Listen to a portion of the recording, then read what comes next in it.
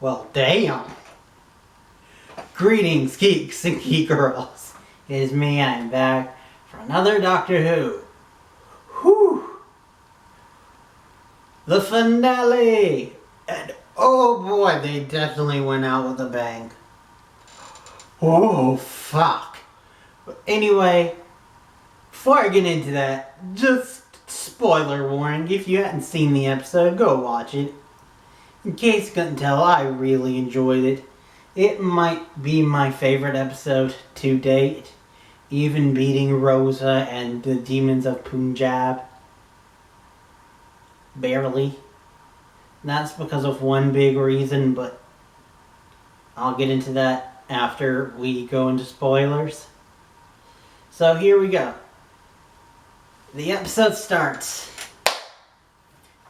Doctor and crew get a distress call. Well, technically they get 9 distress calls. Well, technically they get 9 distress calls from one place. So the doctor's like, ooh, we need to go investigate.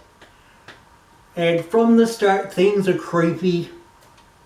But we do get someone.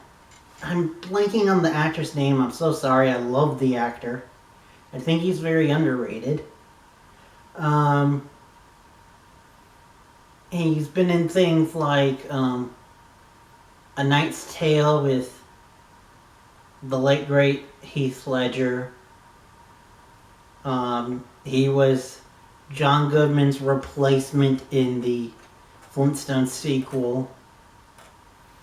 And he's done many other things, including most recently for BBC Atlantis, where I believe he was playing literal Hercules. Or someone big from mythology. But anyway, he comes in as the commander of the ship, but he's got like no memory. His mind is just gone. It's the planet. The planet messes with your mind. The doctor and her team have like these neural blockers that help keep their mind shut. Sorry, something's in my eyes, apparently. Anyway, the doctor and her crew go to investigate, and they're trying to get information.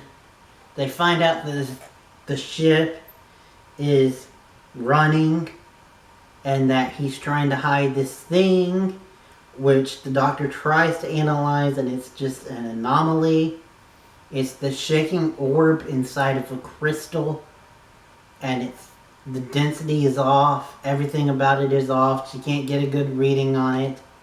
If you can hear that, sorry, that's Old Man Mac. And just as I say it, he stops. But anyway, they find out that, then dude who's slowly getting his memory back thanks to the doctor, gets a call from someone saying that the creator needs what he stole. And they do some hunting. They go to the ship thing, and they split up, and I'm trying to hurry up things so I don't go on for too long, and so my new, smaller memory card doesn't cut out on me. Which, fun fact, I tried to do a reaction to Avengers Endgame trailer. It cut out mid-trailer, so you can't really redo a reaction, so. Anyway, back to Doctor Who. They split up. Ryan and Graham are going to save his crew. The commander's crew.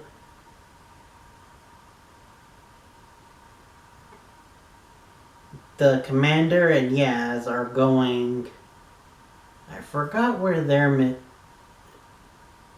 mission was. But Then the doctor went off our own to go find the person responsible for all this, which we find out is fucking Tim Shaw. Tim Shaw is back. And oh shit. The doctor soon finds him, has a back and forth with him, and oh my god. He's gone from being just like a Predator ripoff to basically being Brainiac meets Darth Vader. And he's intimidating as fuck. Now calling himself a fucking god. He's crazy and intimidating, and I love it. Thank you, Doctor Who, for a really good scary villain again. Come on, Chris. Referring to Chris Chibnall, the current showrunner. I love what you're doing, but do more scary villains like this dude. If you have to, bring back the Daleks. Maybe not bring back the Cybermen just yet because they kind of took Peter out, but so they're kind of locked with him and also locked with Missy, who's locked with him. So maybe not the Cybermen, but definitely the Daleks. And also, while we're talking about once, maybe bring back the Game Master. Old school fans will know who I'm talking about. But anyway, back to this episode.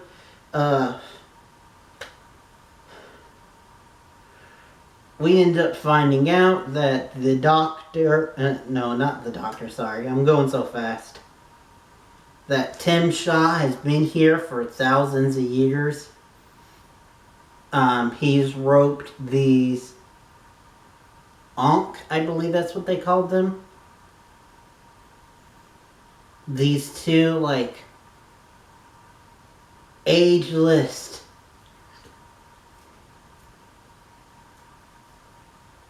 celestial beings, one of which being played by Henry of Innocence, which, by the way, if you guys haven't seen that show, it's an awesome show. You should watch it, Netflix exclusive.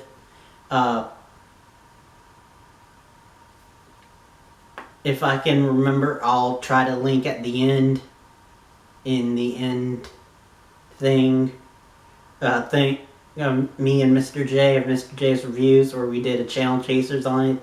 It was awesome. God, I'm going in so many tangents on this episode. I don't mean to, I'm sorry. Anyway, we find out that Tim Shaw has been tricking them and manipulating them and has tied in their ancient technology with all of his Stenza knowledge and his Stenza technology to pull off some incredible shit. We find out that those little crystal things with shaking orbs inside them are shrunken planets, literal planets, and that he did a complete planetary genocide for each planet when he shrunk them down, and we find out that his next target is Earth, and the doctor talks down the one person and gets her to work with the doctor and Yaz and all of them to shrink to get the planets back to where they're supposed to be before they break all of time and reality after stopping from attacking Earth. And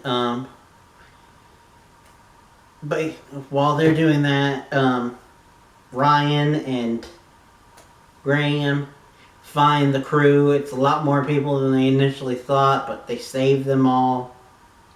There's this harrowing point where Tim Shaw comes in, and there's this harrowing point where we think that Graham might kill him, but he doesn't. He says that he's the better man, but in a funny twist, when Tim Shaw threatens Ryan, because of course Ryan comes back to save his granddad, and when he does, when he threatens Ryan, Graham shoots him in the foot. And I love that exchange because he's like, oh my god, you shot him! Only in the foot? I shot him just in the foot Dunham, please don't tell the doctor. And then they finally do a motherfucking fist bump. After all the teasing, Ryan finally does the fist bump with Graham. And I love it. Graham's just such in shock. He's like, what do we do next? Which is funny. But what they do end up doing next is putting Tim Shaw in a little stasis chamber of his own making and leave him there and go meet up with the doctor and Yaz. The day is saved. The Ankh decide to go outside their horizons and travel with the commander dude who now has his full memory back, which, by the way, halfway during the episode, he got back most of his memory and started being an utter badass. That actor needs to be in more shit. I'd love for him to get his own American show. But anyway, the team goes off, and it looks like we're now calling them the TARDIS fam. Even though I don't really care for the modern colloquialism of saying fam, I like it for this because they are like turning into a literal family, and it's definitely for sure giving me vibes of the Doctor, Amy, Rory, and River when they were traveling together, but it's a new, different kind of family, and I'm loving it. But anyway, thank you guys for watching. Next time you'll see me will be for tomorrow for part 2 of the Elseworlds crossover. And next time you'll see me with Doctor Who will be New Year's, which, trust me, if you think that's a long wait, wait for season 12, which they have confirmed now will have Ryan, Yaz, Graham, and Jodie as the Doctor. But we're gonna have to wait till 2020. At least we've got the New Year special, which I'll see you then for Doctor Who, and I'll see you next time for Elseworlds. So that's it for now. Till next time, and beyond. Whew.